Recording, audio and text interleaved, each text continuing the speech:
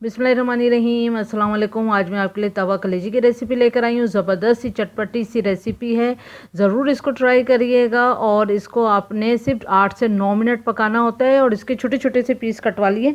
8 से 9 मिनट आपने इसको कुक करना है। इससे ज़्यादा आप कुक करेंगे तो ये हार्ड हो जाती है। तो इसको सॉफ्ट करने का तरीका यही होता है कि इसको आपने 8 से 9 मिनट से ज़्यादा नहीं कुक करना है। रेसिपी की तरफ जाने से पहले अगर मेरा चैनल सब्सक्राइब नहीं करा तो सब्सक्राइब का रेड बटन दबाएं, बराबर में दिए गई बेल को क्लिक कीजिए ताकि मेरी रेसिपी आपके पास सबसे पहले आ जाए। अब आते हैं रेसिपी की तरफ। तो यहाँ पर एक तवे पे मैंने 4 टेबल स्पून ऑयल डाला है। ऑयल थोड़ा गर्म हो जाए और इसको सब तरफ हमने फैला लेना है ऑयल को।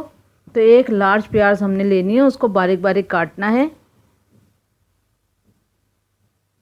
इसको सिर्फ इतना फ्राई करेंगे इतनी सॉफ्ट हो जाए, बस कलर चेंज होने तक नहीं, सॉफ्ट होने तक। उसके बाद हम इसमें लहसुन डालेंगे। 4 लहसुन लिए थे मैंने और उसको बारीक बारीक चॉप कर लिया है। 2-3 सेकंड इसको फ्राई करेंगे। फिर हम इसमें अदरक की स्ट्रिप डाल देंगे, 5 से 6 स्ट्रिप डाल दें इसमें।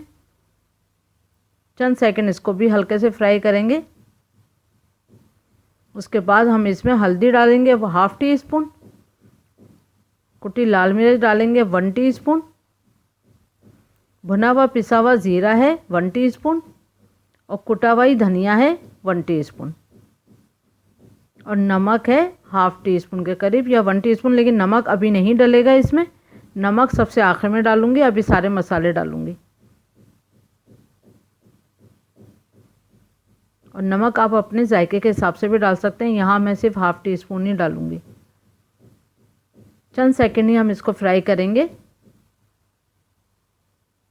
10 सेकंड फ्राई करने के बाद फिर हमने इसमें ये एक बकरे की कलेजी है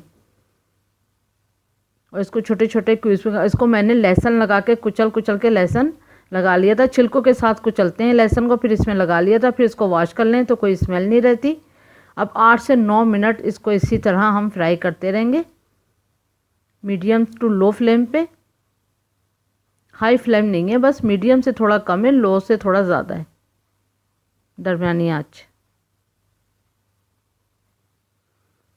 अच्छे से फ्राई हो गया है ये तकरीबन 7-8 मिनट। फिर हम इसमें नमक मिला देंगे और इसमें बारीक कटी हरी मिर्च मिलाएंगे। 2 से 3 अदद हरी मिर्च डालें। नमक आप अपने जायके के हिसाब से ही डालिएगा। अच्छे से इसको मिक्स कर लेते हैं।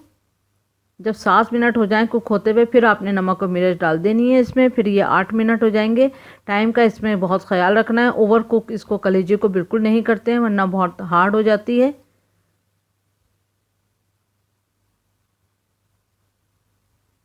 और इसमें हरा धनिया डालेंगे हम 1 टेबल स्पून बारीक कटा।